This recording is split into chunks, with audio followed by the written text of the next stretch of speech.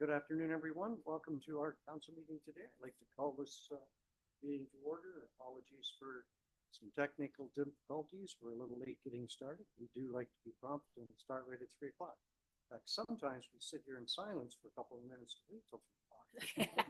But not today. So I'm going to call it to order. Welcome, everybody. And when you're speaking at the mic, please state your name. That's the reason you're here, and make sure the mic's on. So we'll ask Gord to be the steward of the mic to make sure that it gets turned on. So speak loud and clear because we do have an audience, not just here, but in the public. So disclosure, opinion, and interest, anything under that heading. If so, declare it now, please. Hearing none, we'll reporting out of closed. We've got a resolution moved by Councillor Zimmerman, seconded by Councillor Potnovitz. The Council of the Town of Minto received the closed session report regarding a proposed or pending acquisition or disposition of land by the municipality as information, and further that the council approve the kind of confidential direction given to staff. All in favor of that motion? That's carried. Thank you. So we'll just move along here. We are going to change the agenda to allow some of our delegations to go first and move a couple of the possibly longer items down the agenda a bit. So we'll do that right now, okay, Annalene? Certainly. So we would need a motion from council in order to change the agenda. Okay, we can do that. I can do that. Anderson, yep. Councillor Elliott, all in favor of that motion? That's carried. Thank you. So we'll move on down to. Sorry, if we can, sir, just minutes of previous meeting Okay, first, and then the resolution to go into committee of the whole. All right, perfect. So minutes of previous meetings. We got a resolution moved by Councillor Elliott, second by Councillor Dirksen, that minutes of the Town of Minto, February 17th, 2026, closed session meeting, and February 17th, 2026, regular council meetings be approved. All in favor? Carried, thank you. Resolution moved by Councillor Potnovitz, seconded by Deputy Mayor Anderson, that the Town of Minto Council convenes in the committee of the whole. All in favor of that motion? That's carried. Thank you. So now we'll skip over a couple of items and we'll move into delegations. And we'll ask Luke Hartong and Aaron Rafton to present a delegation in reference to the Minto Farmers Market year in review. Luke, welcome. Thank you for coming. Thank you, Mayor and Council. Caught me off guard. I was Sorry, getting I'm ready not- to listen to some council here. Luke, before you go any further, Leaning a bit more, is that better? perfect. There we Before we go. Any further, then we'll step ahead here and ask David, can you be ready a little earlier? And possibly Shirley as well. Shirley. I'm ready. Yeah, I'm not complaining. It's all Okay, good. Luke, welcome. I'm Luke Hartong. I am a member of the Minto Farmers Market Board, and Aaron is also here, who's our town helper, I guess. She does a lot of things, I know that, including putting this presentation together. So thanks, Aaron. You can move it on past that first slide there. So the year was very good in 2025. We thank all the members of the community and neighboring communities that supported the market. We had a full vendor rotation this year again, including a market student who helped us along the way, which was very helpful. That person helps with the setup and takedown and helps us with various events that we do throughout the year. And we're happy that we have someone lined up again for this coming year. Aaron, shaking your head. Yes, we do. You can go on to the next slide there. Social media, we try to do a good job of doing social media, which includes the Instagram and Facebook, and just a way to get the word out there for very low cost of what's going on in the market. Very timely and seems to work well. Our following just keeps on growing. So that's a nice, easy way to get the word out. Next there. A few promotions that we do is various ads in local newspapers, including our one to our neighbor to the south, I guess it would be listable, the Banner. We get quite a few people coming over from North Perth, which is great. radio ads on the ranch radio station, some more signage.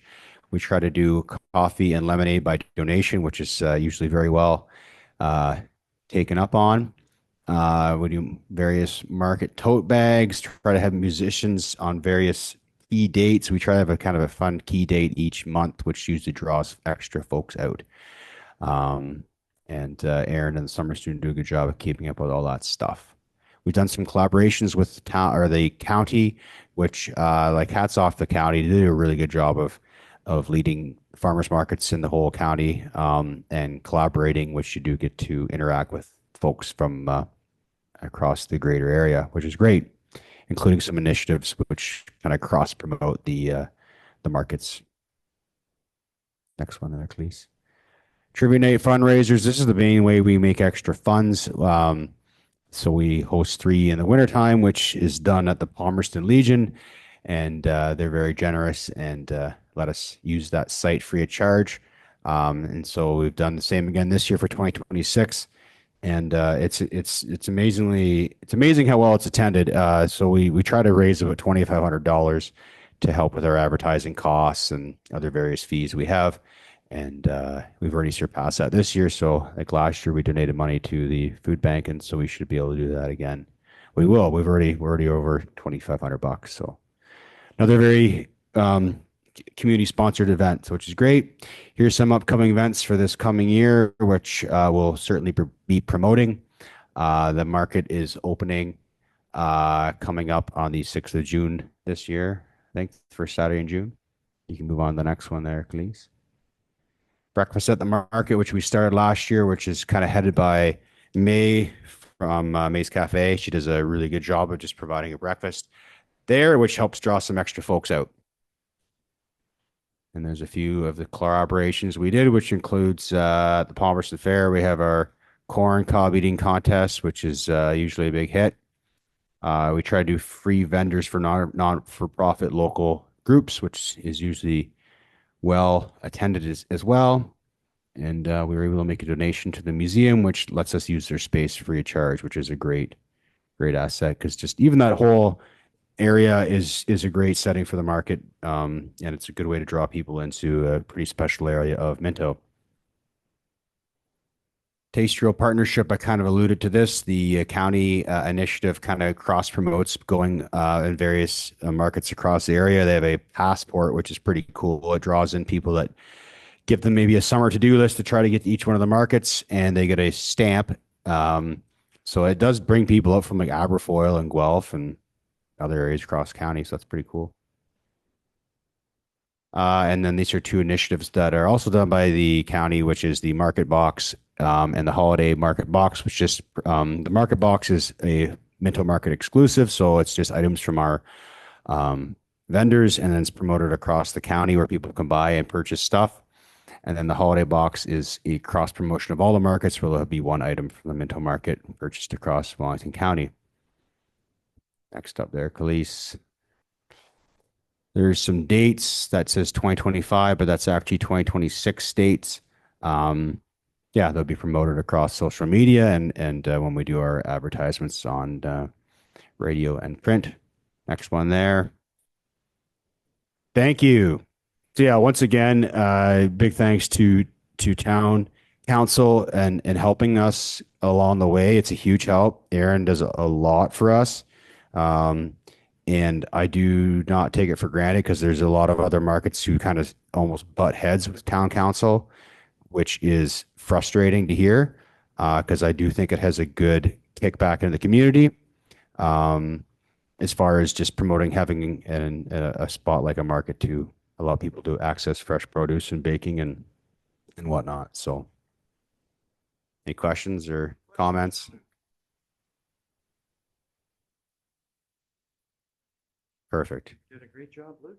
Thank you again. Thank you for coming. All right.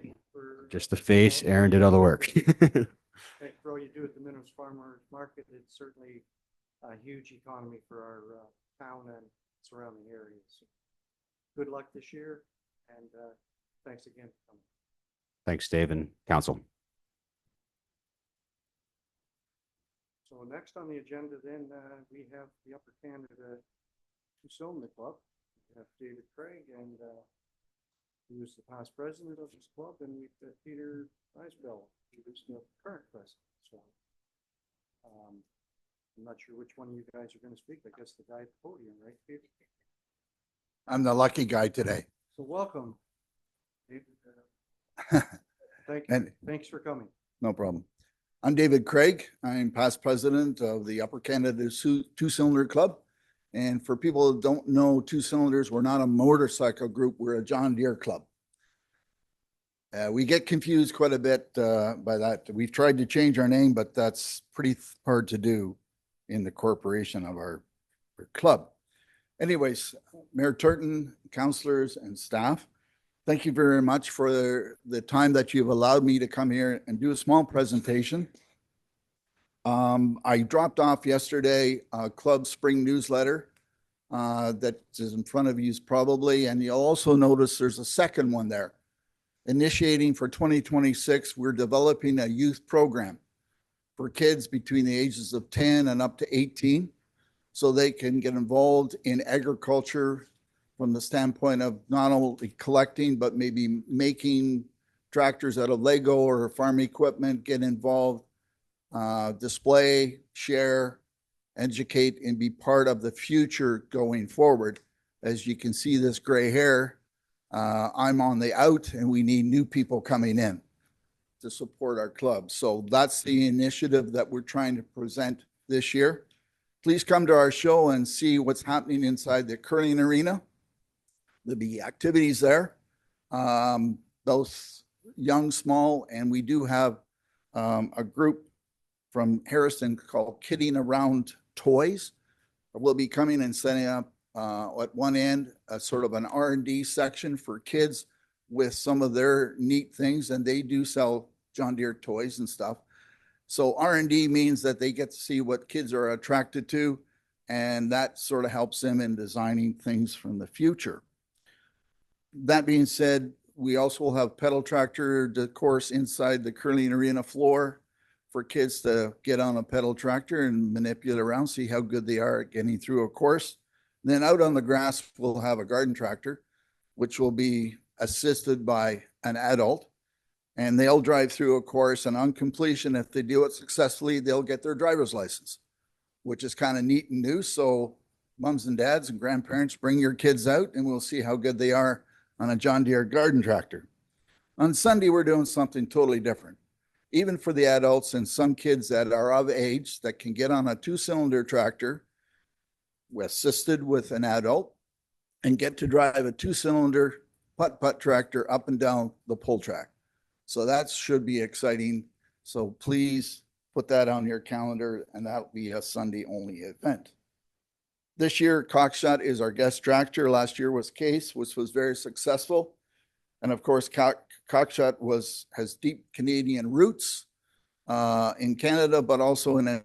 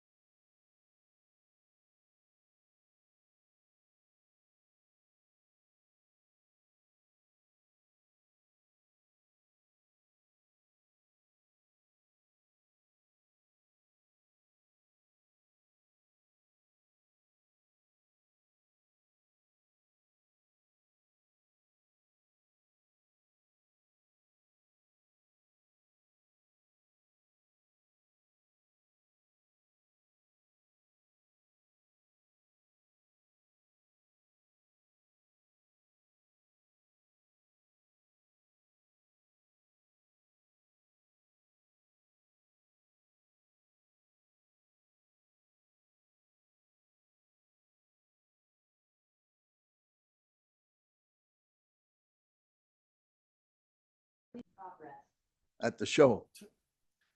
Oh. Sorry. And so we took that back to the board, and actually we came back with an amendment to the signed agreement, and I have extended that on to Greg, and that's still in working process from that standpoint. So I'd like to report that as well. That being said, the signed agreement was only for 1 year, 2026. And because of the construction issues that's been going on over the next few years here in Palmerston, it made sense to do that. But I'm here in front of you here today to see whether or not we can get a 3-year signed agreement in 27, 28, and 29. 27 was discussed at our annual meeting in January with our membership. And after a lot of banter back and forth, they would like to somehow have a show. It may not be a traditional show as what we've had here the last 3 years in 2026, but they feel it necessary maybe just to have a social amongst our own club membership and invite people in, see what we're all about. So basically that was my main thrust behind the presentation here today, to see whether or not council will grant us a 3-year rental agreement with, after each year, sitting down with your group and our group and going through concerns or improvements to the agreement, which would be looked at after each year. The reason for that is simply we need to have a good solid base. This organization takes a lot of time to put together. When we had to leave Grand Valley for some reasons. I'm not going to get into that.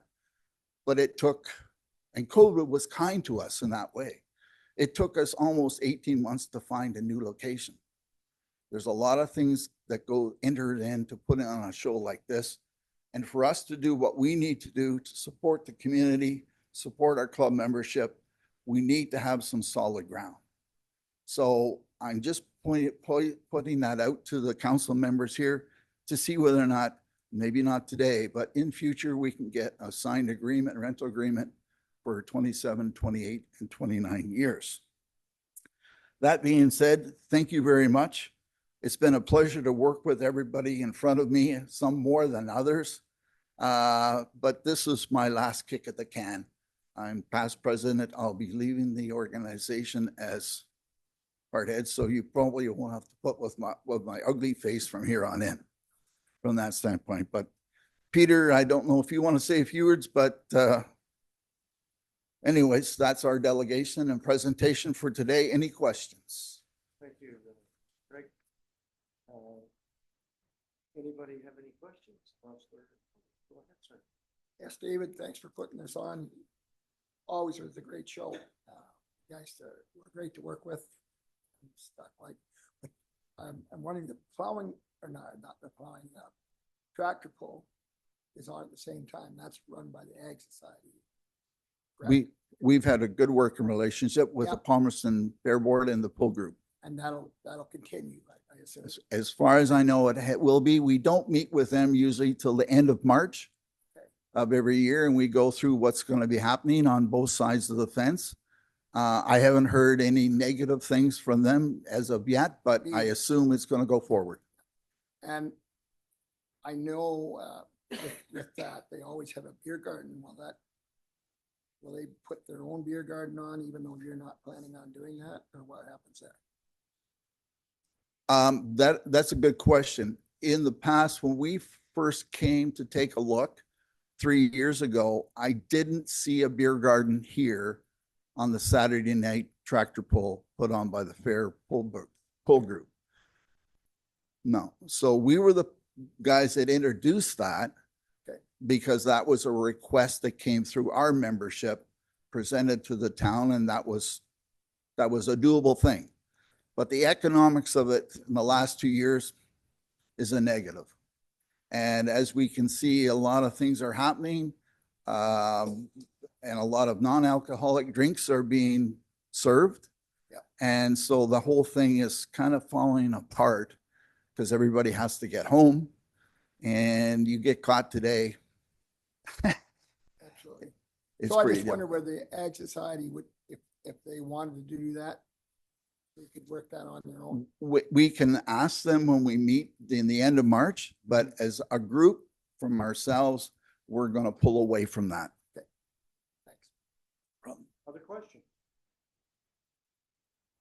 So thank you, David and Peter for coming. We appreciate it. Gonna leave the extension for now, unless Okay. of course somebody wants to go out on a limb here, and make a motion and we pass it today. Fairly easy, but I know that the Upper Grand Two Cylinder Club and the Palmerston Agriculture Society have a great relationship. Otherwise, you know, we wouldn't be looking at extending it to 4 for another 3 years. So, hearing nothing, Councilor Dirksen. Thank you, Mayor Turner. I assume that it would make more sense for staff to work with the Upper Grand, the Two Cylinder Club and put something together to bring to us. Okay. Yeah. Okay with that? Okay. Okay, so thank you again. Not a problem. And if you guys, floor is open here, if you guys want to leave now, that's fine. If you want to stay around and listen, that's fine as well. No, thank you very much. We'll be leaving, okay? Okay. I think Peter's got cows to milk. Where's Pretty he going to the exciting. bar? David, it's pretty exciting, so I don't know whether you'd want to go or not. Our Well- council meeting, so. Yeah, thank you very much, Councillor Ron. I think you live close by to the action. You've been very helpful and supportive and given us guidance here and there and things of that nature. So, yeah, Thanks. we'll be seeing lots more of you in the Yeah. future.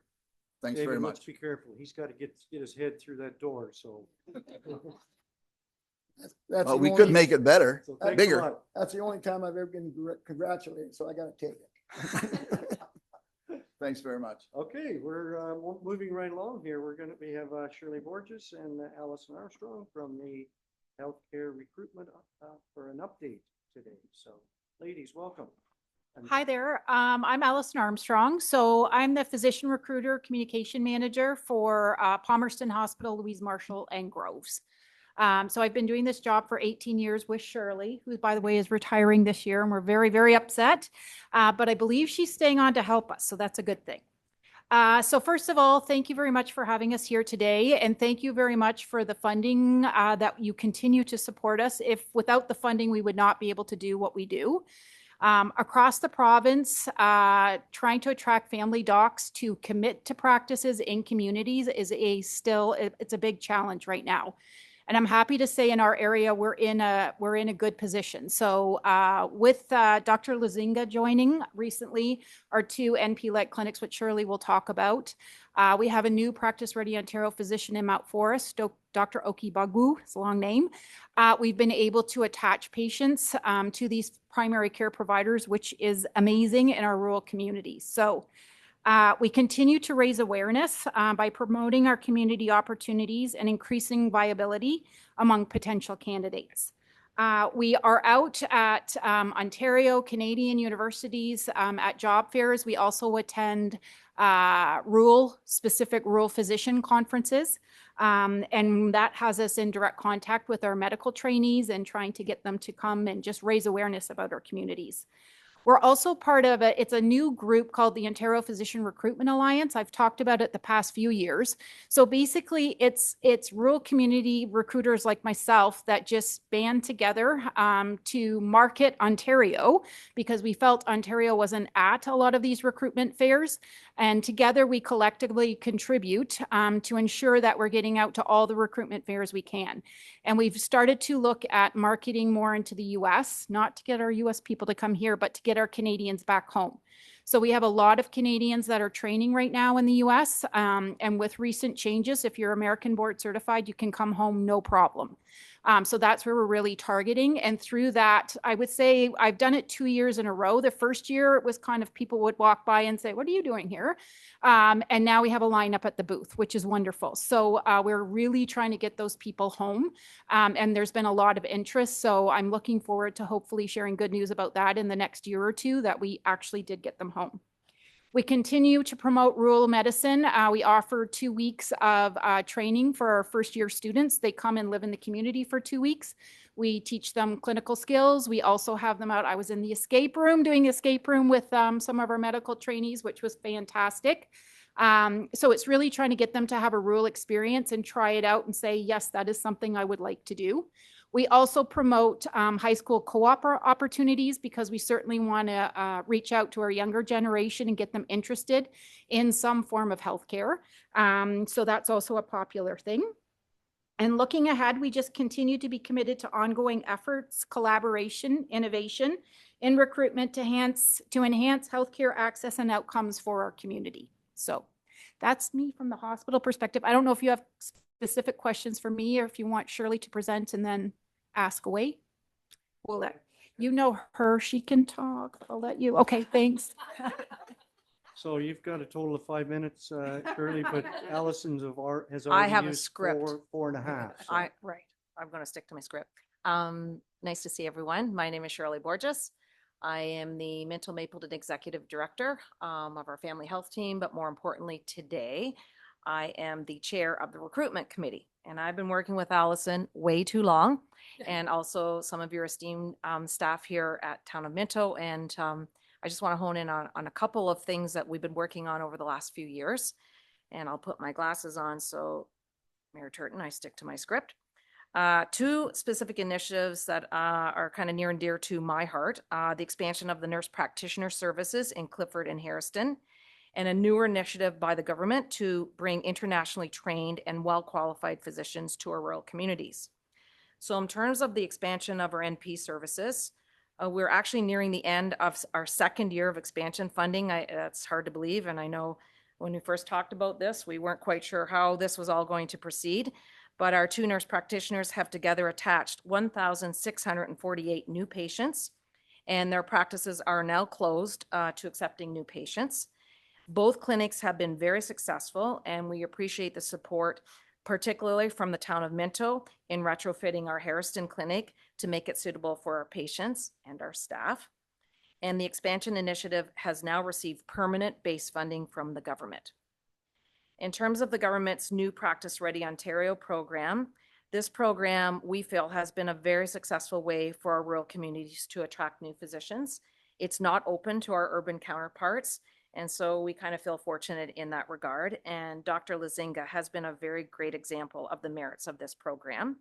She's working with Dr. Chu at our Minto Rural Health Center in Palmerston and has attached about 1,000 new patients over the past year. Dr. Lazinga's practice is currently on hold now to new patients, as she wants to take time to get to know her new patients and provide the care that they need. So as Allison sort of spilled the beans there, some of you are aware that I will be retiring at the end of April.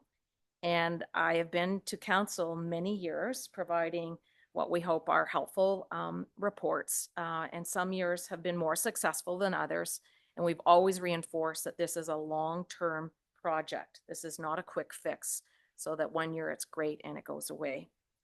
As you know, it requires a lot of patience and a lot of time.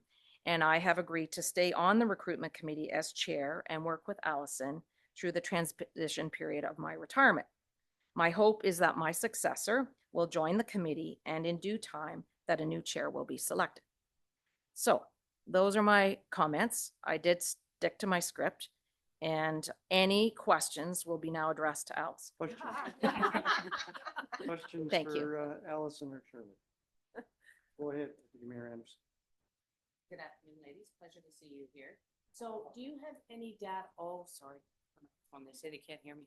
Do you have any data on how many patients are still unconnected to a healthcare provider in the area or the region? So the data is always a moving target, Mhm. but from our Ontario Health Team directive, we have been directed to clear the Healthcare Connect list as of last January, and we have done that in our Minto Mapleton area.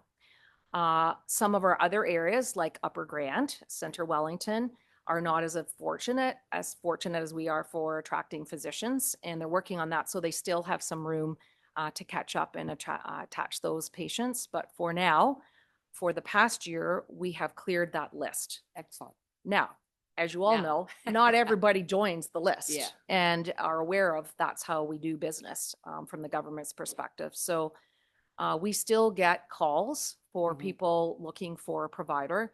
And up until most recently, we've been able to actually attach those folks. Many of our surrounding communities and patients have been now redirected to Mount Forest, Mhm. where Allison had mentioned there is a new Practice Ready Ontario physician taking patients. And what about the Fergus area? They're working away, and maybe Allison, you can Yeah. comment on that. So Fergus is going through a huge growth. Yeah. When we moved into the new hospital, the model of care changed there too. Mhm. So we now have hospice in the hospital, which we never had before. So it's no longer a rural family practice model, which has just increased our recruitment needs. So we need hospitalists, we need nocturnists, we need ER physicians, OB physicians. Where in Palmerston and Mount Forest, our family physicians do all of those things. So from a family physician perspective, there's a few that are interested. What we're finding though is the new grads are just locuming. That is all they want to do. So they want to come in, work for a month, try it out and move on. So we're really trying to get them to commit. We're hoping the fact that they don't have to do hospital might be attractive to them, and that if they just want to do clinic, that's now a possibility where it wasn't before in Fergus. So from a recruitment perspective for hospitalists, nocturnists, not a problem. We've had no issue filling that. It's more the family physician, but we do have a couple in the pipe that I think is going to work out. And it's just constantly advocating, marketing, getting our name out there. So if Mhm. anybody knows anybody, yeah. Yeah, because I know it's a challenge in Emerge. You're still getting umpteen people, especially because everybody comes to Fergus. They've heard they have the shortest wait Yeah. time somehow. Yeah, and it's a newer hospital, so it's kind Yeah. of like the shiny new toy. We want to go there. So yeah. Yeah. But it's a real challenge because Mhm. they're dealing with people that don't know them and they don't have a family doctor. No. And we tell them to join the list, but I don't know if they do. Yeah. So I just wondered what our numbers were like. But I'm so grateful we got the two NPs up here to sort of help meet the needs because Mhm. people don't manage without a family doctor. No. It's that they end up going to Emerge for Mhm. healthcare because they simply can't even get a prescription filled. So Mhm. thank you for all you do. Thank you. Other questions?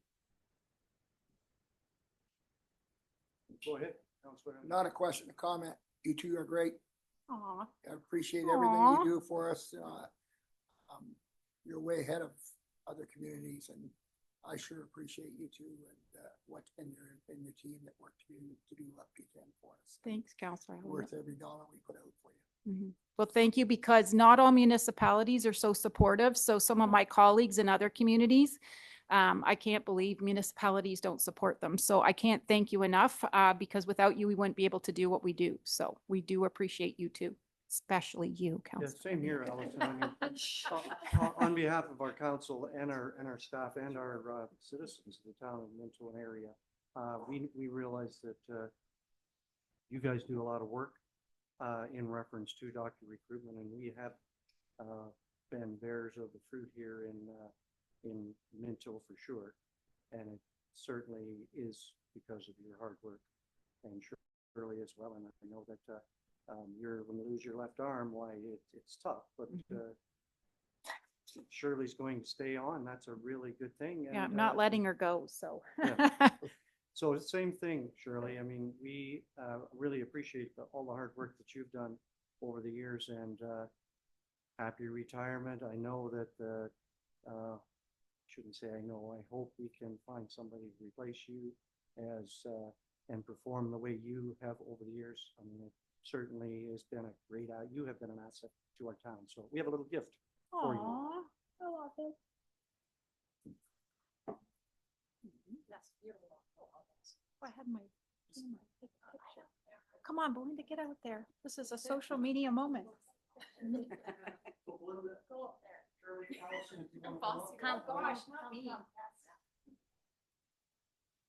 know that this is your favorite municipality to come to.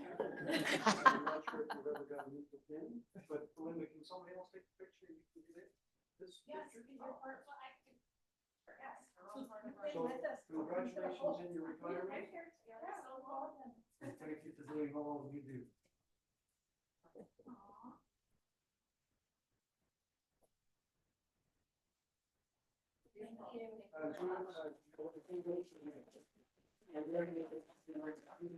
A few words.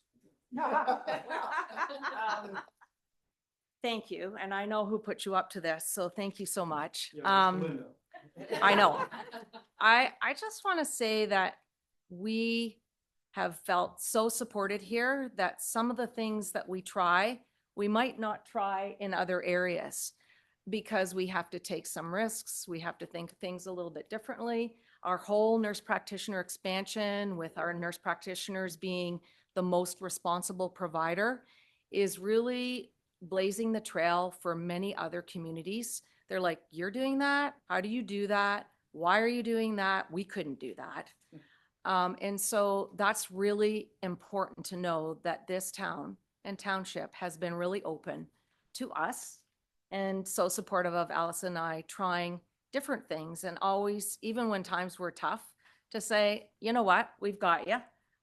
We support you and we look forward to your work over the next year.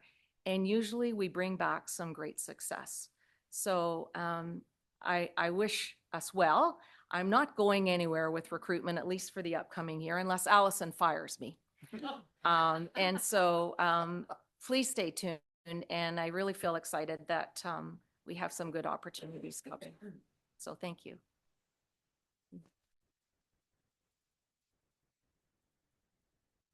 So I think we should throw a big shout out to our MPP, Mr. Ray. I know that he is pretty proud of what's happening here with the doctor recruitment and all the funds that he's throwing our way. So thank you, Mr. Matt Ray, if you're watching.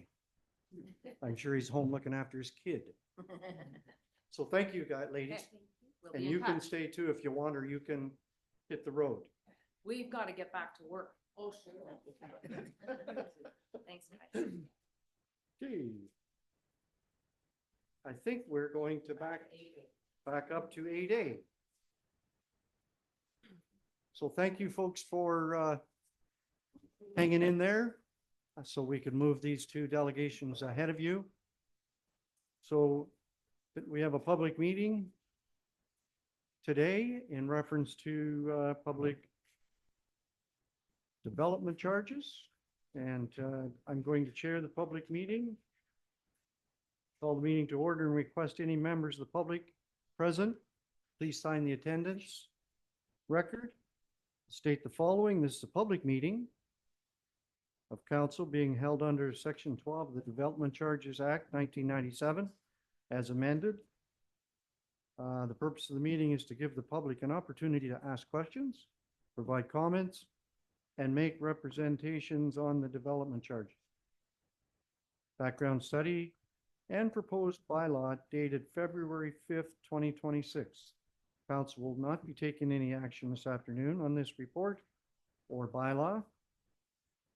So I would like to call Nancy Neal of Watson and Associates to present the report, and welcome, Nancy. And quick discussion with you earlier today. You've been here before. I have. Thank you very much So, and good afternoon. We didn't scare you off too bad. Thank you for coming back. So, the floor is Not at yours. all. It's actually quite a nice drive to get here and a lovely community to visit. So I appreciate it. I will take you through a brief presentation of the findings of the background study, which is on the municipal website. It is a significant document for those that want to read more details about it. And just to note that on February 27th, we did also, through staff, issue a revised draft forecast, revised draft bylaw. The bylaw does stay draft until such time as you pass it in the future. And really, it was to provide a little bit more clarity on a mandatory exemption and the definition around it. And I'll speak to that as I get through my presentation. But that as well has been posted on the town's website with the background study. So the purpose, as you mentioned, is a mandatory requirement of the Development Charges Act. Prior to your consideration of a bylaw, there are mandatory timelines where you have to have the background study available for at least 60 days prior to your consideration of a bylaw. We have met that timeline with what we have set out for when the study was released and when you'll be considering the bylaw. As well, there had to be, the study had to be available at least 2 weeks prior to today. And there had to be notice of the public meeting at least 3 weeks prior to today. And all of those things have taken place so that you are in alignment with the legislative requirements. Next slide.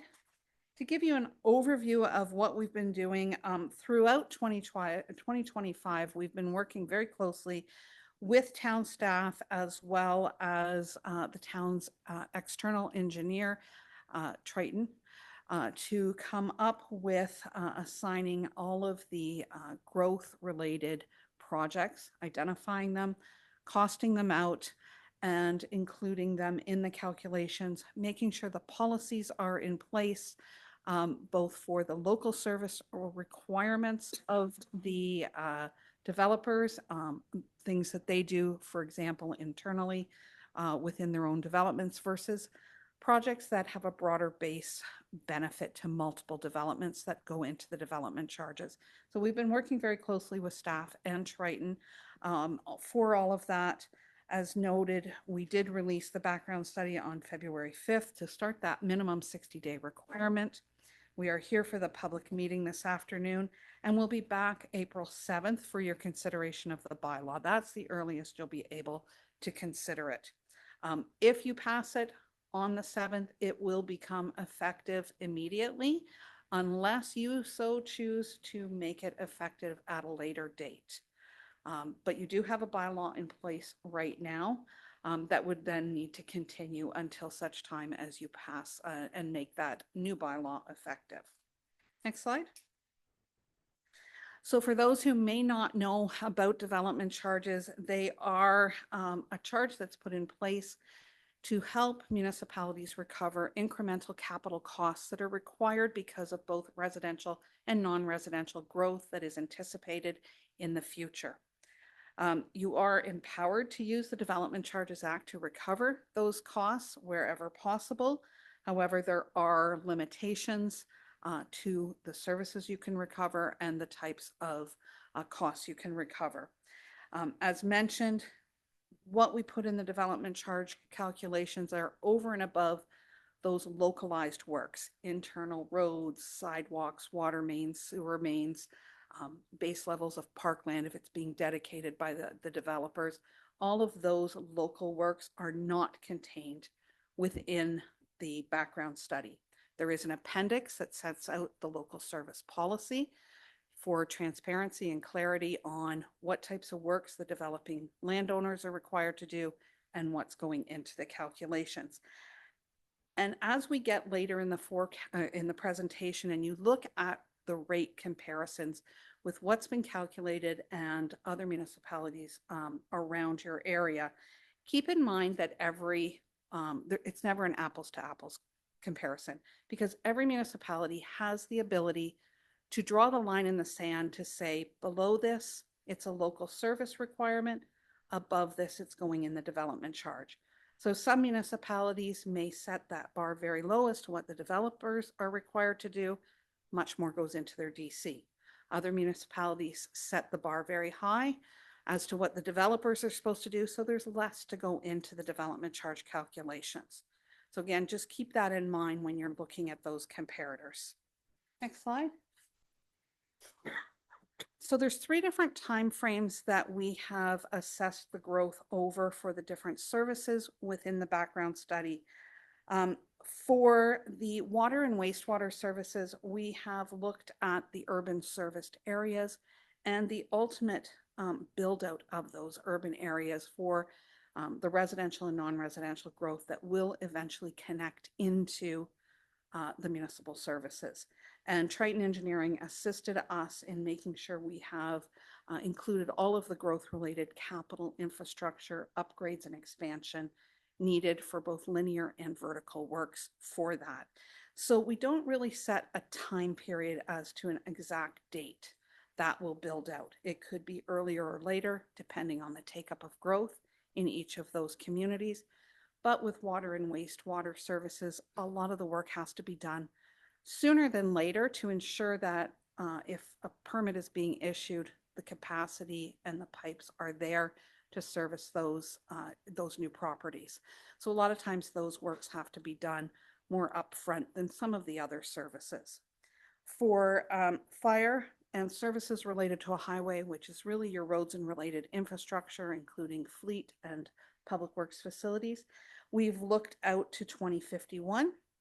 And for all other services, we've limited it to a 10-year planning horizon because that's the capital works that were known that we could include in the calculations. We always want to make sure we align the capital needs with the growth that is going to benefit from those capital needs. Next slide. So what we have included for municipal-wide services, regardless of whether you're in an urban serviced area or in the rural area, include those services related to a highway, as well as fire protection, parks and recreation services, and growth-related studies, which is considered a class of service. As well, on the urban service side, there is the water and wastewater services. And a recent change to the Development Charges Act requires us now to separate out the costs associated with any capital project in the DC that requires land acquisition. And we have to create a new category for that. It used to be in there, but used to be buried. If you needed to buy land for roads or for water, etc., it was part of the capital project that you needed to buy the land for. Now we have to segregate that. And so there is a new category there, but not really new costs, if that makes sense. Next slide. And I know there's lots of numbers here, so I'm going to put my glasses on. What we have identified in growth-related or gross capital costs, where there is a growth component, either partially or fully, is just over $82 million. And that, again, depending on the time frame, is spread out over 10 years, 2051, or that ultimate urban build out.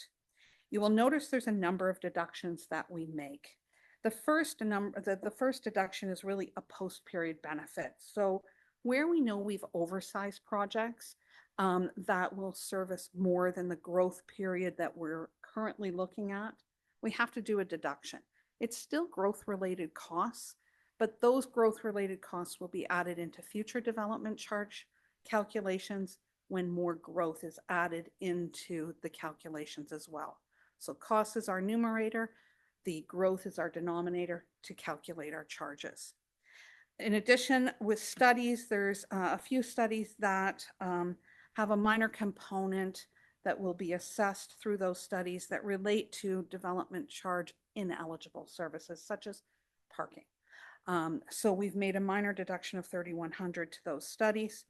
And then the next biggest amount is just over $17.2 million of deductions related to the benefit to existing. So where you are potentially replacing and upsizing pipes, replacing and expanding facilities, or fleet and equipment, we have to recognize that there's something in place today.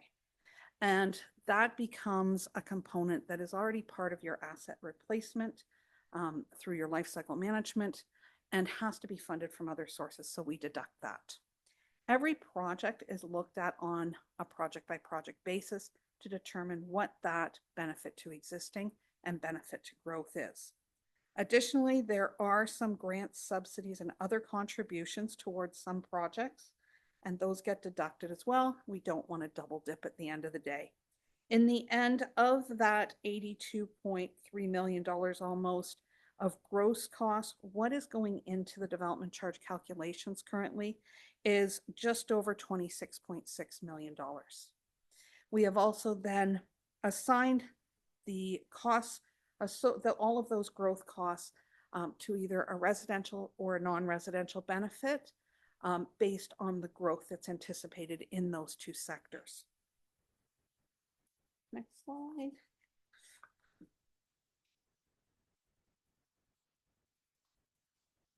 What the DC calculations are, we have for our residential, they really vary based on the type of unit.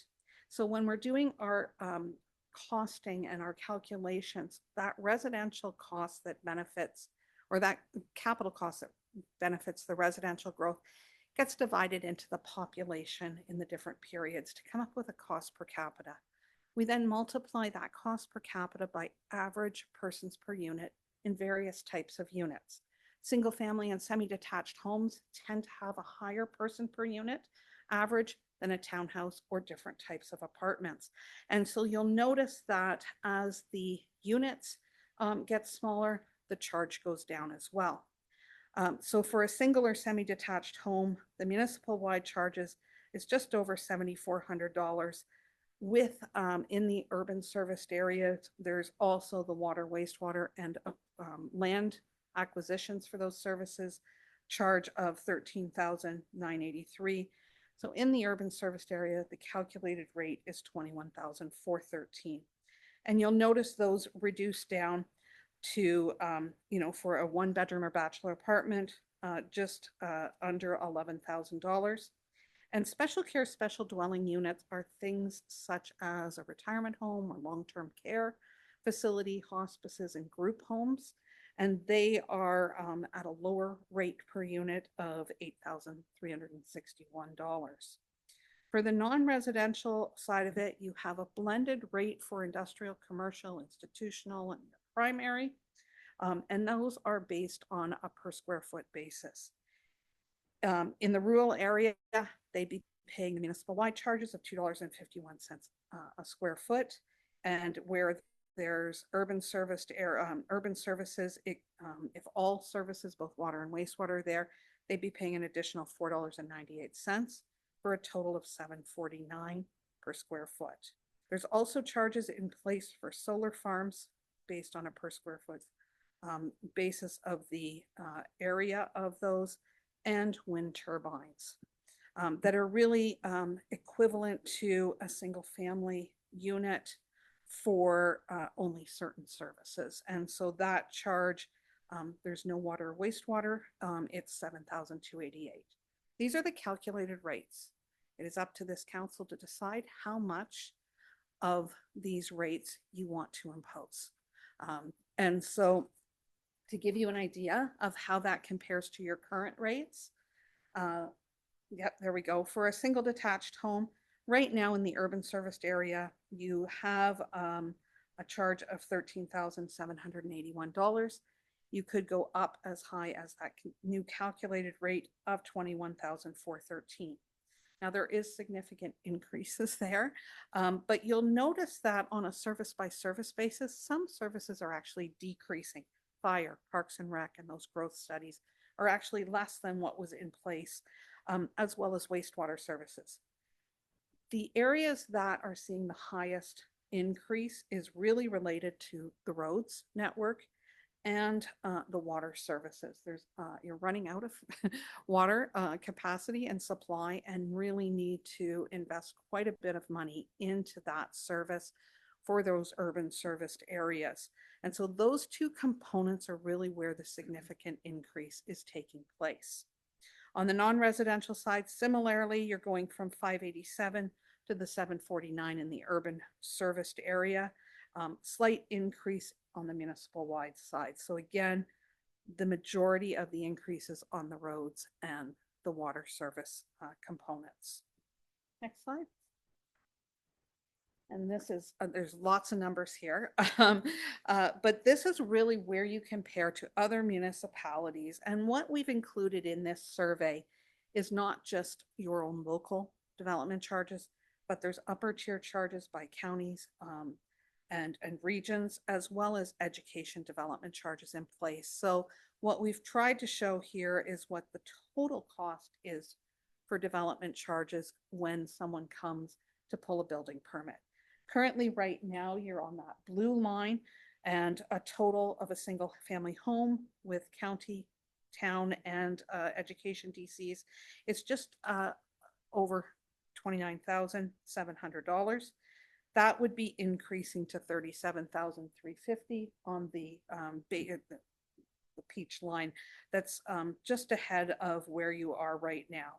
So in comparison, you can see that anywhere from $10,172 in parts of Shelburne, all the way up to over $130,000 in parts of Barrie, which is the south end, new area. There's quite a range there in development charges throughout the sort of this area and some of the comparators that we have there. The next slide is a similar example for commercial retail development. Really on this, as much as you're going up from a total cost of $9.16 to $10.78 with the county's charges in there, you're really not moving far in your comparator realm, with municipalities ranging from $1.72 a square foot right up to almost $67 a square foot. On the industrial side of things, next slide, again, very slight movement, pretty much staying where you are compared to all of the other comparators on the list. There are some municipalities that discount or fully exempt industrial, and that's why it's slightly different than the commercial that we're showing you, but really not a lot of movement in where your calculated rate is for your comparators. Next slide. One thing I do want to point out is, since you put your last bylaw in place, there has been extensive changes to the Development Charges Act that the province has put in place. They have introduced a lot more mandatory policies for exemptions and discounts that you have no choice in, as well as differences and changes in the timing of payment and the timing of calculation of the development charges. So one of the things that has been there for years is actually the industrial building expansion. So if you have an existing building, let's say it's 10,000 square feet, you could expand that by up to 50% or 5,000 square feet without having to pay development charges. Once you tip over that, you start paying that non-residential rate. And that's the change that we made in the revised draft bylaw. It was really to define what industrial is, to match what the Development Charges Act defines it as, and to make it very clear that you only get that exemption one time from the original building on, so that a developer doesn't come in and say, okay, I'm 10,000 square feet, I want to expand by 5,000. Now I'm 15,000 square feet and I want to come back again and phase my development so that I can add another 7,500 square feet and continuously get exempted and never actually contribute to the incremental increase that it's happening. So we just wanted to make the wording clearer in the bylaw that it is a one-time exemption based on that original building size, up to the 50%. Residential intensification, that exemption has been there for years. You can expand your house without having to pay any development charges. As well, the municipality, the county, and the school boards don't charge each other development charges if you're building or they are building new facilities in the town. Those have been there for many years. Some of the newer additions have been related to additional residential units. So you can now add up to 2 additional units in a new build or on an existing building, and so you can get a basement apartment and maybe a garden suite out back. Up to 2 units additional, you don't get to impose that development charge. If your zoning allowed 3 additional residential units, that 3rd additional residential unit would be charged a development charge, as well as if it's a brand new build, that first initial building. So that's new. As well, affordable and attainable residential units are fully exempt. Now, affordable units has been defined, and there is a bulletin that has been released by the province. It's been first released a year and a half ago or 2 years ago, and it was updated last August. They mean to update it annually. And really what it does is it sets out for different types of homes, singles, semis, townhouses, apartments, if they're owned, what the level of threshold is, so that the sale price, if you are below that, then the unit would be exempt. And as well for rental units, if the monthly rent is below a certain threshold, those units would be exempt. Now, to get those exemptions, developer does have to enter into an agreement with you to ensure that those units stay affordable for a minimum of 25 years to get that exemption. The attainable units, although it's defined in the act as they're not rental units and they're not affordable units, we don't really know what else they are. However, at any point, a regulation could be put in place that further defines it and sets out a threshold. And if that happens, the act will override your bylaw and you will have to provide those mandatory exemptions as well. Nonprofit housing and long-term care homes are also fully exempt now. And any university campus, small or large, if it receives ongoing funding from the province of Ontario, is fully exempt. For rental housing, they get a discount now from the charge based on the number of bedrooms. So a unit that has 3 or more bedrooms gets a 25% discount off the rate. 2-bedroom units get a 20% discount, and 1-bedroom or bachelor units get a 15% discount. Those are all mandatory. In addition to that, if typically in the past, you would calculate and collect the development charges at the time of building permit issuance. If you are proceeding through site plan or a zoning amendment application, the rate is actually now frozen at the time of that application.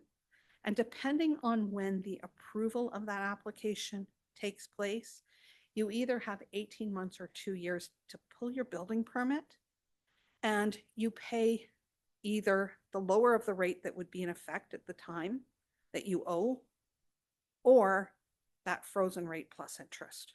And there is a prescribed maximum interest rate that has been set in the act. As well, recently, residential that is non-rental has now been changed for the timing of calculation from building permit issuance to occupancy issuance.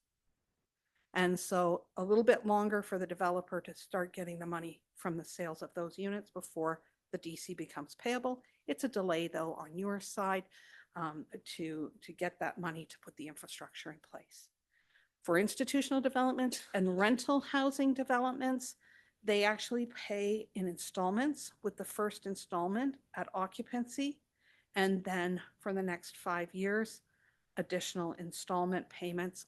So they have over 5 years to pay off their development charges unless they choose to pay so early, which they can offer and you can accept if they want to pay it all, for example, at occupancy and not be around for 5 years for installments. All of that is brand new, or a lot of this is brand new and has been embraced in the policies through additional definitions and rules that we have embedded in the draft bylaw. Next slide. In addition to those statutory or mandatory exemptions and discounts, every municipality has the right to choose to exempt or discount any other type or class of development. And as long as you treat anyone in that class or type the same, that's up to you. Currently, based on what's been there in the past, we're continuing with including in the draft bylaw that temporary uses would be exempt, accessory uses such as a shed, pool house, etc. would be uses, a home business, any other temporary building, a place of worship, and a bona fide farm operation. Again, that is something you can decide to remove, keep in, you can add others. A type of development is a place of worship. A class of development is industrial. So as long as whatever you put in place is treated equally for everyone, it's up to you what these discretionary exemptions and discounts would be. But right now, these types of developments would get 100% exemption based on the draft bylaw, and those are in your current bylaw as well. Next slide. For next steps, we are here to hear from the public and get their comments. There was a letter that was received earlier today that we looked at, and certainly I'll work with staff to make sure that the people that submitted that. We'll get some responses back to them. They had some questions, specific questions about some of the projects, and we'll help work with them to provide them with some responses to ensure that they understand where the calculations were made and why they were made and how they were calculated. As well, any other comments or questions that come in, we'll certainly respond to anything that comes in writing, with responses back in writing, and work with Gordon, his team to do that. As mentioned, we are anticipating being back April 7th for your consideration of the bylaw, with right now an effective date immediately unless you choose to change that. Once you have passed the bylaw, there is a mandatory 20 days. Within 20 days, you have to provide notice that you passed the bylaw. And of course, the bylaw can be appealed to the Ontario Land Tribunal within 40 days of the bylaw passage. If there is no bylaw passage, then within 60 days of the bylaw passage, staff will have to ensure that there's a DC pamphlet updated and put on your website and available to those that come in to inquire, to ensure that they understand the new rules and rates that are in place. Next slide. That is my presentation, and I'd be happy to answer any questions that you have. Thank you, Nancy. That is so exciting. I look forward to this every number of years. So the last time we did this was 2021. 2020, yeah. So it's been 6 years. Yep.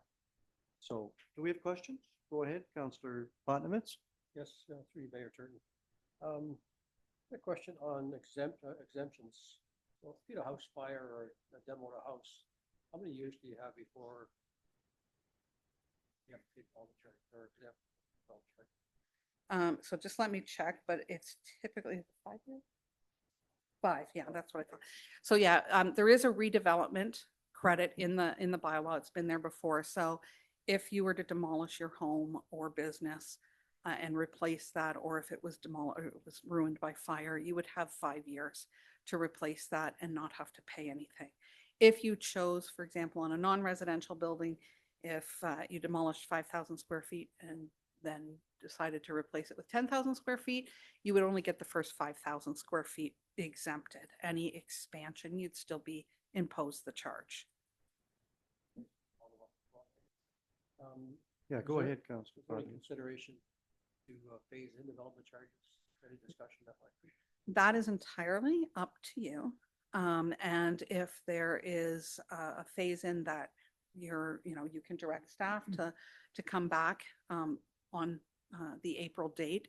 If you're looking for a couple of different options, maybe for phase in because of the increase, that we can work with Gordon and his team to do that. It's certainly something you can consider.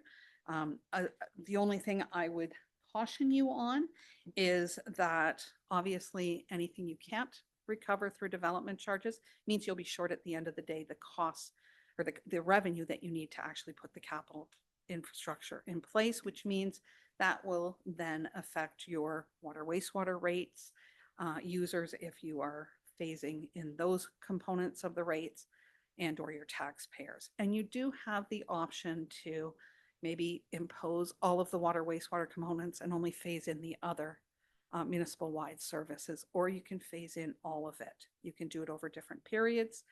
You can do it differently for residential or non-residential. There's lots of different options for you there if that's something you desire. Other questions?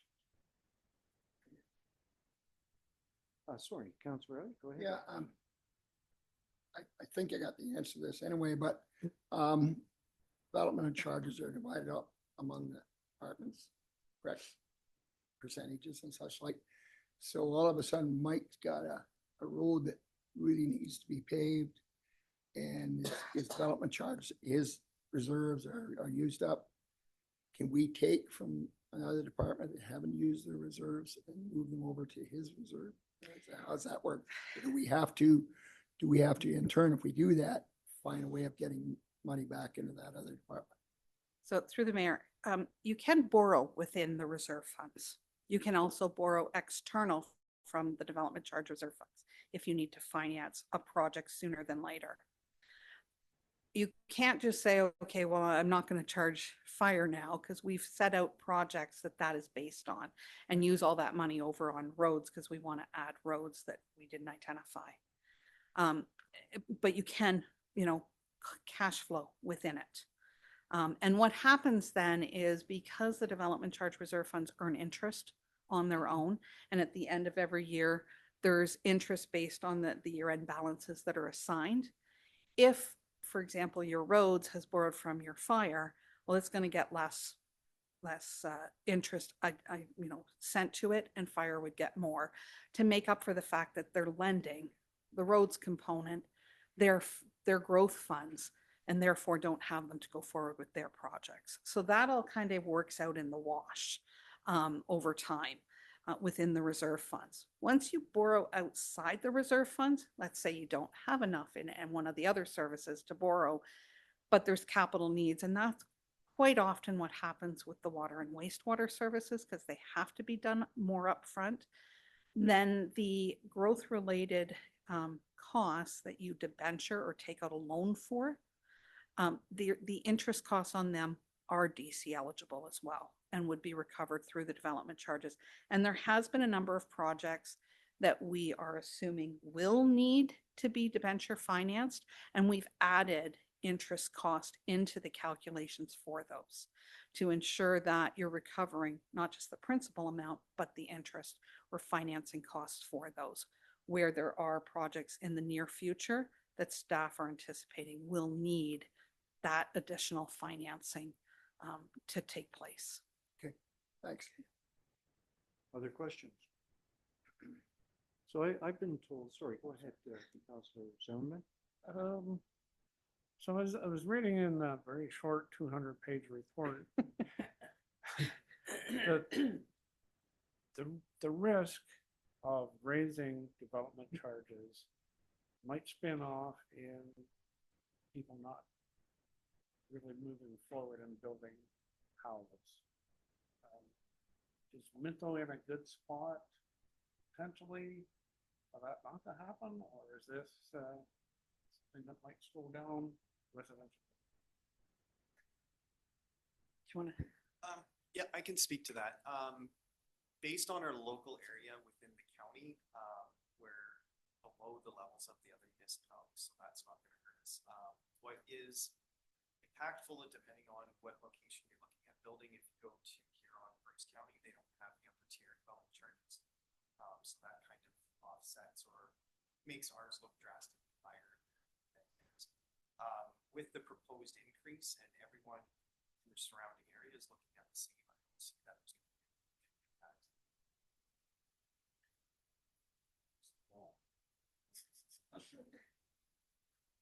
Councilor Gunson, did you have something to say?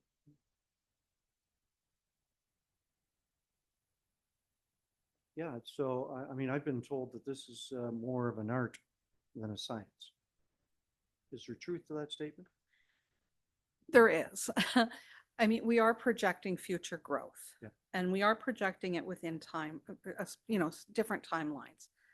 Now, actual growth take up will be plus or minus that in any given year or over a period of time.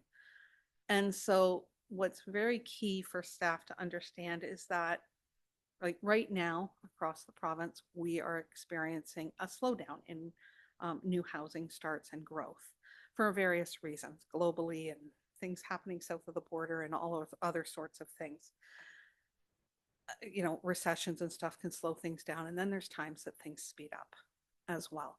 What's very key is that we have identified that if you grow by a certain amount, there's additional infrastructure needed to support the people and employees that will be here.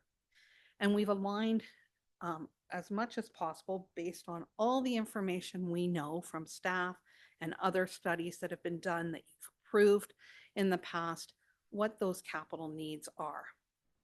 What's key is tracking the actual growth and saying, okay, we don't want to, just because it said we thought we were going to have to put a project in 2028.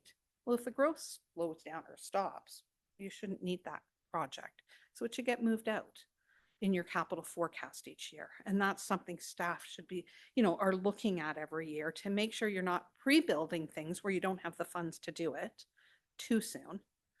But also not waiting till the very end until, you're now over capacity in facilities. You can't maybe issue a building permit because there's no water or wastewater capacity.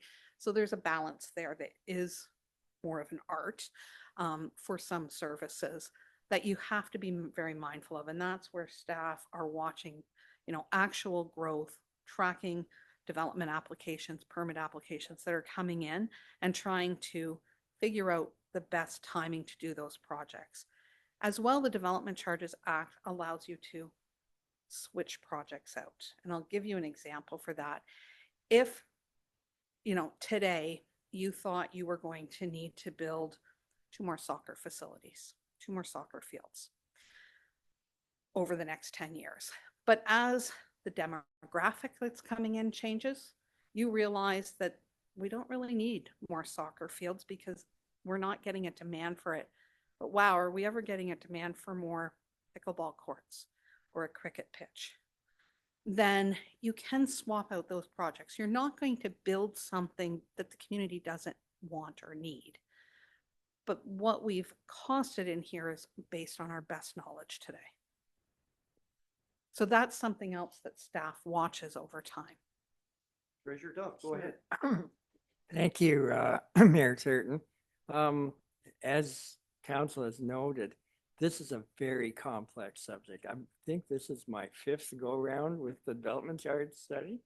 I think the most challenging since like Christmas 2019, we've had a blizzard of legislative changes and they still keep coming. And sometimes we have legislation, but not the regs and that too. And the economic environment is so uncertain, and that I do want to thank Nancy and the Watson team and all of our staff and our engineers.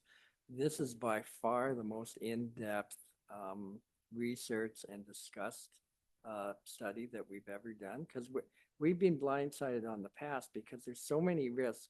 You may identify a need, and the one that comes to mind is Palmerston Sewer Plant, and it's in there, but the cost was like 25% of what it actually cost because we did that 5 or 6 years before and the inflation was crazy. Then the other thing is some kind of development can come through that requires an asset that we didn't even know about when we did this study. So we've missed it totally. Or as Nancy just said, maybe we've got stuff in there that we don't need. So it's to be flexible. The term, I think as it stands now, this could be in place for, that's 10 years. We've been used to having a maximum of 5. Now, I know Minto Council in the past, that's a maximum. If something really radical happens 2 years from now, we can open this up again. That's another process, but we've had to do that. And sometimes we had to do it for the last one due to legislative change.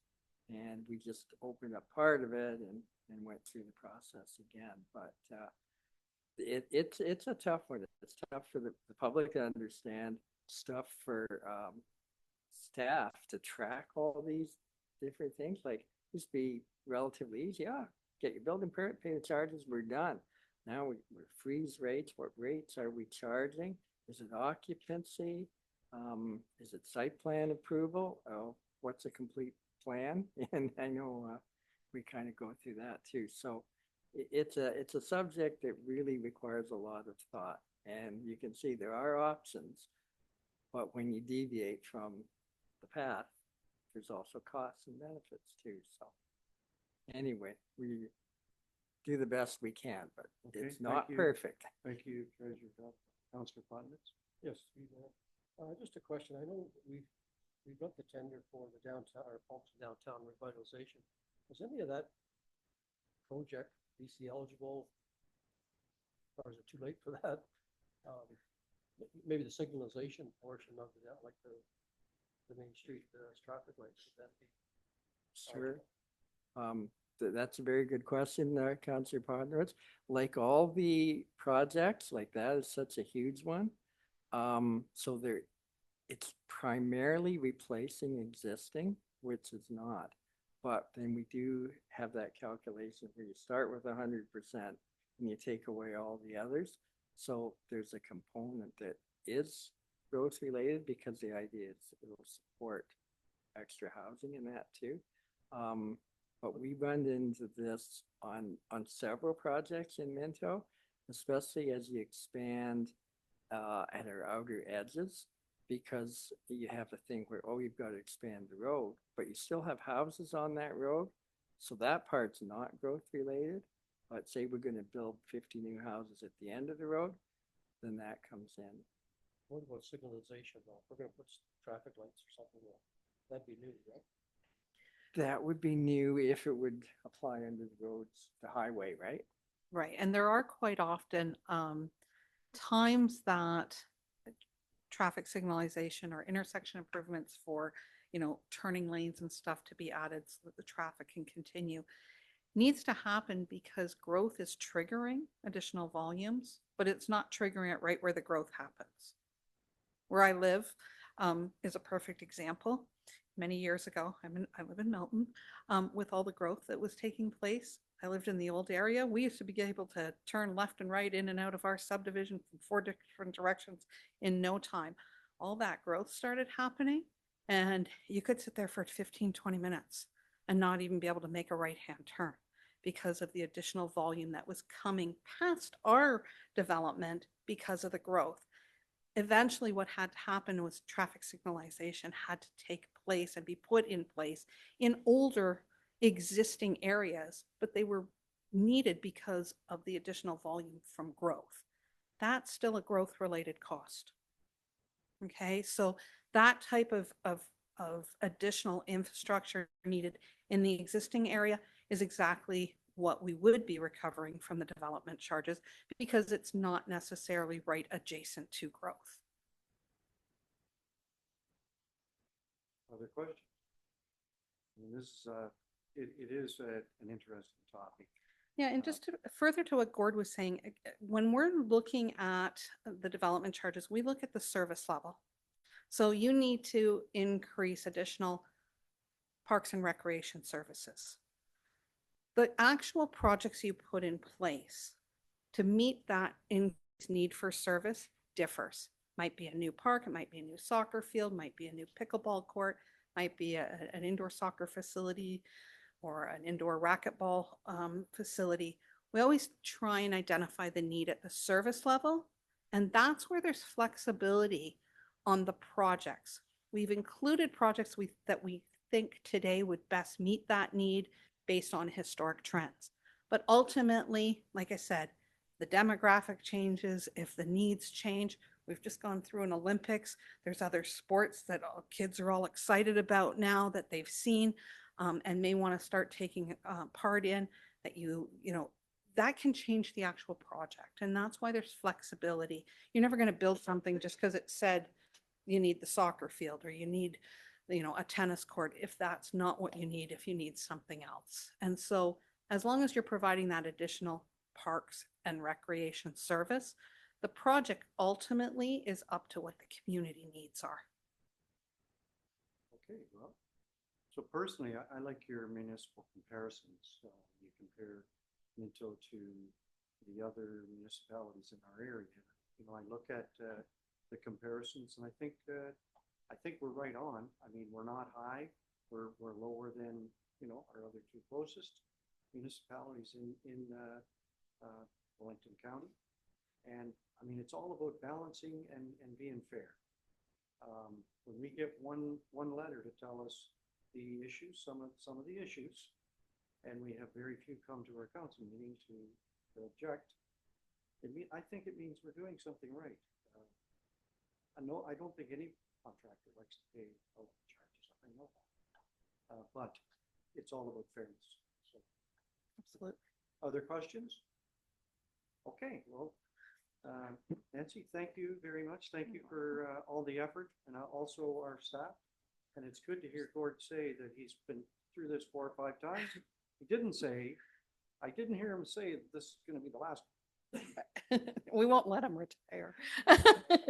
So thank you very much. Thank you. If there's any other public that has questions, I'd be happy to answer those as well.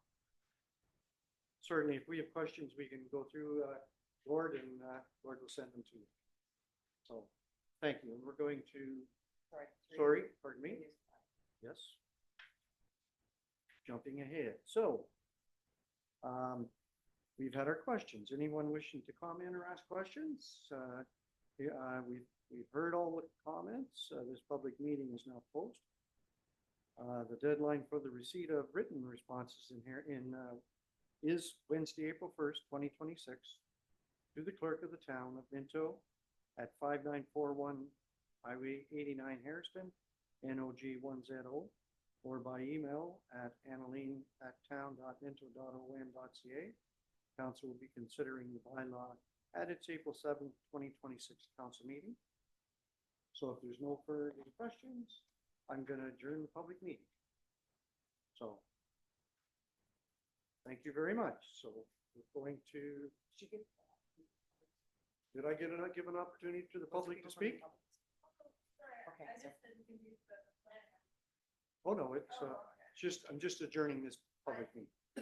We're going to move along to ZBA 2026-01.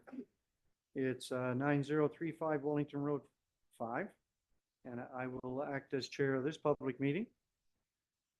And I call the meeting to order and ask our clerk, McRob, to ensure any members have signed in. And I'm going to state that if a person or a public body does not make oral submissions at a public meeting or make written submissions to the town of Minto before the bylaw is passed, the person or public body is not entitled to appeal the decision of the town of Minto to the Ontario Land Tribunal, and the person or public body may not be added as a party to the hearing of the appeal before the tribunal unless, in the opinion of the board, there are reasonable grounds to do so. And I'd like to ask our clerk, McRob, to give us some details. Yes, thank you, Mayor Turton. The property subject to the proposed amendment is located at Part Lot 21, Concession 6, Town of Minto. The subject property is a total area of 45.7 hectares or 112.92 acres. The purpose and effect of the proposed amendment is to rezone the subject lands to prohibit future residential development on the severed portion of the property. This rezoning is a condition of severance application B83/23, which has been granted provisional consent by Wellington County Land Division Committee. The severed parcel of 4.4 hectares or 10.87 acres is to be rezoned to agricultural site specific A5 zone to match the zoning of parcel it is being merged with. The notices were mailed to the property owners within 400 feet or 120 meters of the subject property, as well as the applicable agencies, and posted on the subject property on February 4th, 2026. Reports were received from both Wellington County and Town of Minto staff. So I'm going to ask our county planner, Curtis, to give us some comments regarding this proposed amendment to the comprehensive zoning bylaw number 01-86. Welcome, Curtis. Yes, good afternoon, Mayor Turton and members of council. Happy to be here this afternoon to provide a brief overview of the rezoning application. So this zoning amendment proposes to rezone a portion of the lands to prohibit future residential development, which means a new dwelling, on the severed portion of the property. This rezoning is a condition of severance application B83/23, which was granted provisional consent by the Wellington County Land Division Committee. The severed parcel of 4.4 hectares, which is 10.87 acres, is to be rezoned to agricultural site specific A-5, which would prohibit a future dwelling. And this is to match the zoning of the parcel that the land is being merged with. Planning staff have no concerns with the application and are of the opinion that is consistent with the provincial planning statement and the county official plan. A draft zoning bylaw has been prepared and is attached to the agenda for public viewing and for council's consideration. Thank you. Thank you very much, Curtis. I'll ask our CBO, Terry Kuipers, to give us some more information. Perfect. Thank you, Mayor Turton. I just wanted to add a little bit more information in addition to what Curtis mentioned. So the subject property up on the screen there is the portion orange and yellow. The property just below that underwent a surplus farm dwelling severance back in 2017. As council has gone through surplus farm dwelling severances multiple times before, the ag land is rezoned to prohibit residential development. That's why we've got that condition with this consent application, because we're adding that yellow portion to the rest of the farmland that's prohibited residential. So it's a little bit different than what you're normally used to with those surplus farm dwelling severances, but it's related to both the 2023 severance application that Curtis mentioned, as well as a previous 2017 one. And that's all I wanted to add for clarification's sake. Thank you, Terry. So, the owner applicant and your representative, you're up next. Comments, Kelly? Hi, thank you. Good afternoon, everyone. I really don't have a whole lot to add. I think it's pretty straightforward, but I am here if there's any questions, and the property owner, John, is here as well. So, yeah, if there's any questions, we'd be happy to answer. Okay. Thank you then. That's what we're gonna get to right now. Does anybody want to speak to the application? Step forward. Do we have one neighbor here? Okay. Now we'll give members of council to ask questions. Okay, no questions? Very straightforward, like you say. And now, is there any other questions or comments from yourself or John? You're okay? Okay. All right. So that was very, very straightforward. It was certainly worthwhile you guys waiting around here now. So, I wish to be notified of the decision of the Council of Town of Minto in respect to the proposed zoning bylaw amendment application. You must make a written request to the clerk of the Town of Minto at 5941 Highway 89, Harrison, NOG 1ZO, or by email to annalene@town.minto.on.ca. And if there's nothing else, I'm going to adjourn this public meeting. Okay?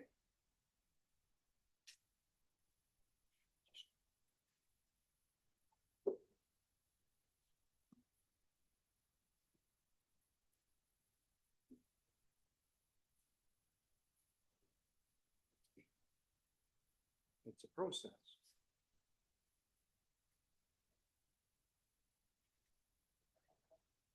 Okay. So we have public question period.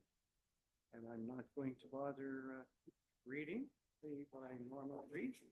We're going to move on into correspondence. We have 6 items in correspondence today. And I've got a recommendation moved by Councilor Bingham, seconded by Councilor Gunson, that the council will receive the correspondence for information. Is there anything there that needs to be pulled out? That Mapleton Senior Center for Excellence March newsletter is always really good. Hearing none, I'm going to call the question. All in favor? That's carried. Thank you. We'll move along to committee minutes for approval. The Diversity, Equity, and Inclusion Committee minutes, February 19th. And I'll ask Belinda Wick-Graham to present. Thank you, Mayor Turton. I will be brief with these. The committee met February 19th, I guess, and we had the moccasin identifier there to present, which was very interesting. And we've already purchased stencils to use for our Truth and Reconciliation event in September. Quinn was able to join our meeting, and we had the committee review and accessibility survey that will be sent out to the community, and they provide some great feedback, and also discuss the possibility of the Hidden Disability Sunflower program as part of that plan. We were really excited to receive 5 applications for the DEI committee, and all of them were really great. The committee has put forward a recommendation to accept those 5 people. That's contained within the minutes. And since then, we've had 2 more people reach out expressing interest in joining the committee. So we will discuss that at our next meeting. So it's really exciting to see that there's interest in the great work that's being done. The action plan was reviewed and updated, which was attached as Schedule A. And then we just discussed some of the things that were coming up or had already happened in terms of the Pride Drag Show, which was a great success. And they thanked the Legion and the OPP in the town for their support. And the county is hosting their multicultural event in July, and they're looking for vendors. And just want to shout out the DEI committee for the Black Heritage Month event that was held on Saturday.